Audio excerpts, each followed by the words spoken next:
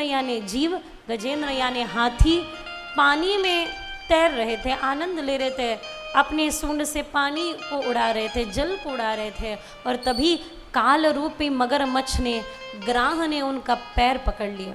चाहे कितने भी प्रयास किए पर छुड़ाए ना छूटे। अब धीरे धीरे अपने जन साथ छोड़कर जाने लगे। सुख के सब साथी, दुख में ना कोई। एक एक एक एक एक एक चले गए, अकेला गजेंद्र रह गया। इसे एकांत कहते हैं। आपुला तो देव एक करुणी घ्यावा, एक में अंत हो, हम एक के हो जाए, उस एक को अपना ले, उस एक को हम मान लें। तो अब एकमात्र स्मृति ये बनी अपने पूर्व जन्म की। इंद्रद्युम्न नामक राजा था यह, साधना करते बैठ गया। द्वार पर कोई संत आए, इसको पता नहीं चला, शाप मिला संतों से कि जा तू तो हाथी जैसा जड़ होगा, पर उद्धार प्रभु तुम्हारा स्वयं करेंगे। देखो, उद्धार के लिए योनि भी नहीं, मनुष्य योनि भी नहीं है, गज योनि है। उस गज योनि में पड़े हुए काल रूपी मगरमच्छ ने, ग्राह ने पैर पकड़ रखा है। और स्मृति जागी कि अब एकमात्र, हे प्रभु, ओम नमो तस्मै हेतचिदात्मकं पुरुषाय दिबीजाय परमेशाय धीमहि। प्रभु को पुकारने लगे गजेंद्र। बहुत सुंदर शंकराचार्य वर्णन करते हैं कि यह संसार बहु दुस्तारे, कृपया पाहि पाहि मुरारे। भज गोविंद भज गोविंद गोविंद भज मूढ़मते।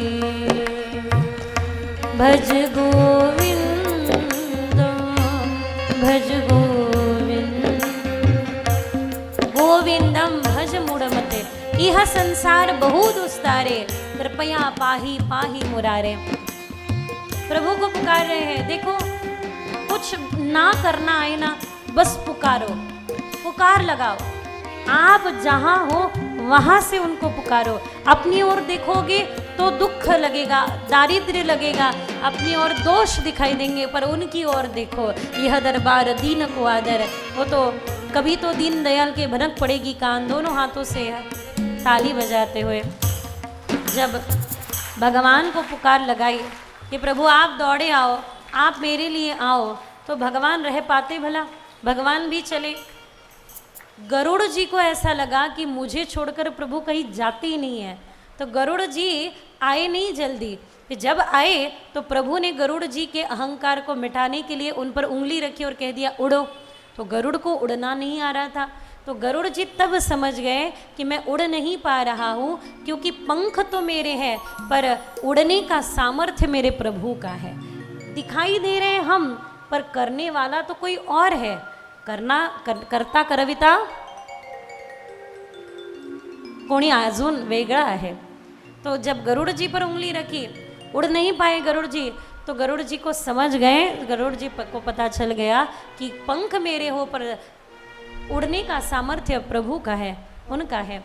तो देखो, गरुड़ जी को तो अहंकार रूपी मगरमच्छ ने पकड़ा है।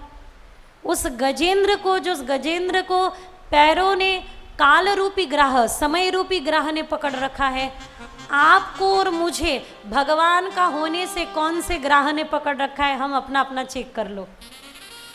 राग का, द्वेष का, मत्सर का, अहंकार का कौन सा ग्राह है जिस ग्राह ने आपको और मुझे पकड़ रखा है, जो हमें भगवान का होने नहीं दे रहे? गरुड़ जी को तो अहंकार रूपी ग्राह ने पकड़ा, गरुड़ जी का अहंकार भगवान ने दूर किया। उस काल रूपी ग्राह ने गजेंद्र को पकड़ रखा है, भगवान जाएंगे सुदर्शन से ग्राह को नष्ट कर देंगे। हमारे लिए भी भगवान आए, ऐसे उस ग्राह को पहचान लो कि कौन सा ग्राह है, कौन सी आसक्ति है जिस आसक्ति के कारण भगवदासक्ति यानी भगवत भक्ति मुझसे हो नहीं रही है। और जब पुकारोगे ना उन्हें तो आएंगे। कैसे आएंगे? कषेणार्थे। तो ऐसे प्रभु आए और उस ग्राह को सुदर्शन चक्र से हटाते। एक बड़ी विचित्र तर्क गजेंद्र जी ने रखा कि प्रभु अब संसार फिर से देखने का मन नहीं है, वो सुदर्शन चक्र मुझ पे क्यों नहीं चलाया, उस ग्राह पर क्यों चलाया? तो भगवान ने उत्तर दिया कि मैं अपने भक्तों को तो तारता ही हूँ, पर जो मेरे भक्तों के चरण पकड़ता है उसको मैं पहले तारता हूँ, उसका उद्धार मैं सबसे प्रथम करता हूँ। तो इस प्रकार से भगवान गजेंद्र मोक्ष गजेंद्र के लिए मुक्ति प्रदान करते हैं।